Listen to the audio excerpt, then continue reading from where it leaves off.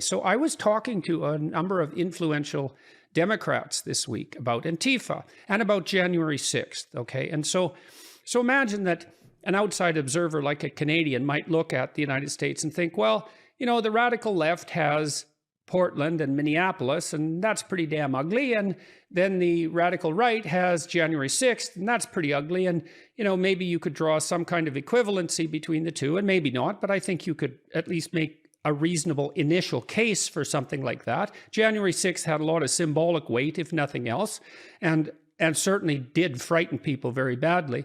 But when I was talking to these Democrats about Antifa and the riots, their attitude is sort of, well, there's always been riots and race riots in the United States throughout its entire history. So in some sense, it's really nothing out of the ordinary. And besides, Antifa doesn't really exist. And so I'd like you to address, if you would, both of those points. And I should point out, too, these were reasonable people making these points. These aren't radical leftists. These are people who are trying hard to pull the Democratic Party towards a moderate center and who are very suspicious of the radical leftists, especially the grip they have on the education system. So they're good faith players and still.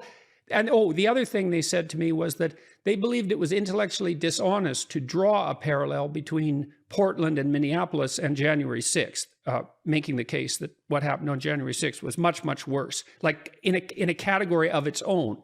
And they justified that by referring to the fact that it was a direct assault on the Capitol building, and that there was presidential ambivalence about bringing that to a halt.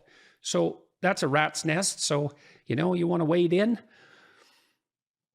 Yes, Professor. So I think, let's say for good faith engagement from the left, I completely understand why there would be this perception that Antifa is a myth or doesn't really exist, because that's the propaganda that the public is fed from the legacy media and broadcast and in print, day in and day out, certainly since Trump was elected.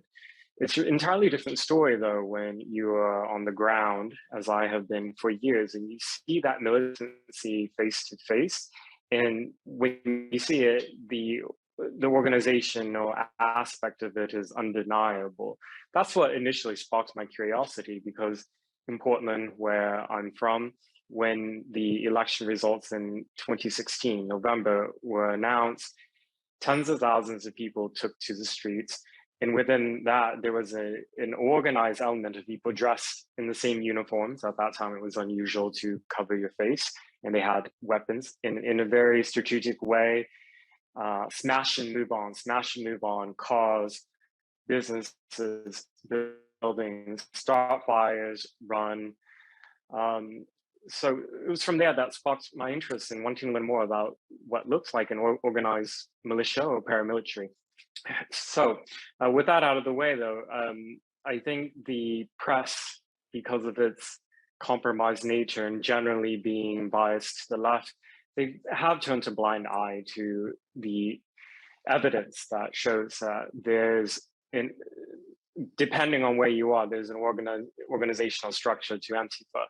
And the statement that Biden said infamously at one of the debates last year, Antifa is an idea, that statement in itself is true, but it's not the complete statement. You have, I think, one way to explain it that people can understand perhaps more easily is it's analogous to the worldwide jihadist phenomenon, in that you can have people who are actual members of organizations like Boko Haram or IS or Al Qaeda or any of these other jihadist groups.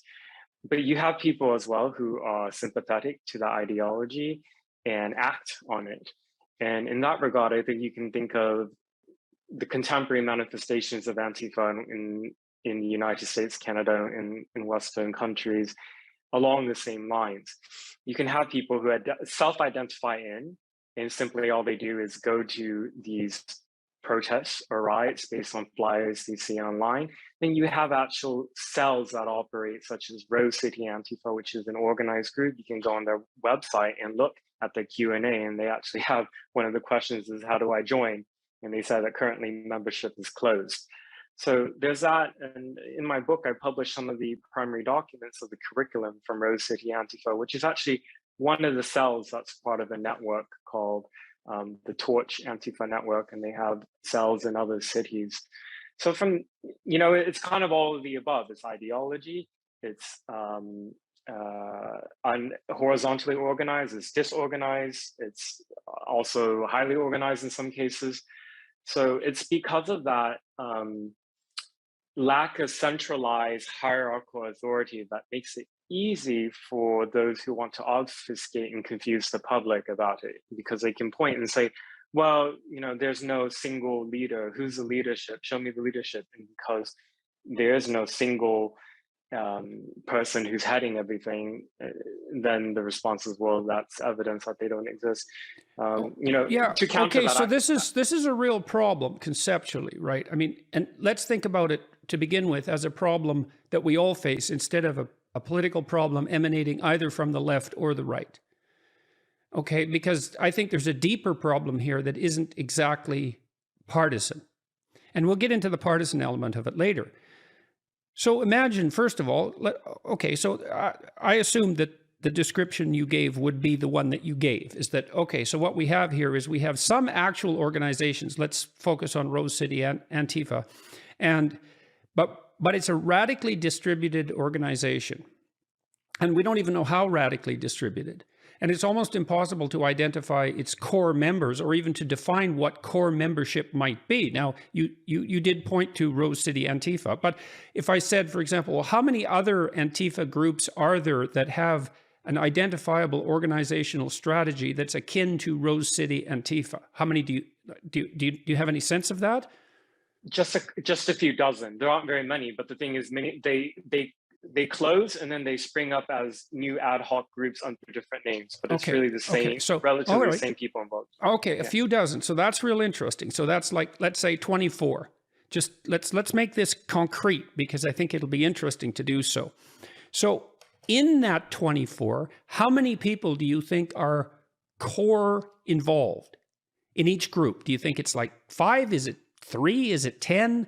Like real hardcore people who are devoting their time to this, like maybe they're unemployed. That would be a real shock. And it's their full-time job, something like that. How many people? Across the entirety of the United States, if most of them, let's say, were averaging around the same size as Rose City Antifa, then I would say in total, we're looking at below 1,000 people in across the entire United States. So hundreds, which is, in the scheme of things and for the scale, that's a very small number. Yeah, well, it's so small that you could say that it's, and I'm not saying this, but it's so small that you could say that it's non-existent, right? Because it's 1 in 300,000 if it's the US. It's such a tiny minority of people that they barely exist. But what that points to is something actually, that minimizing it in that manner actually points to something far more sinister.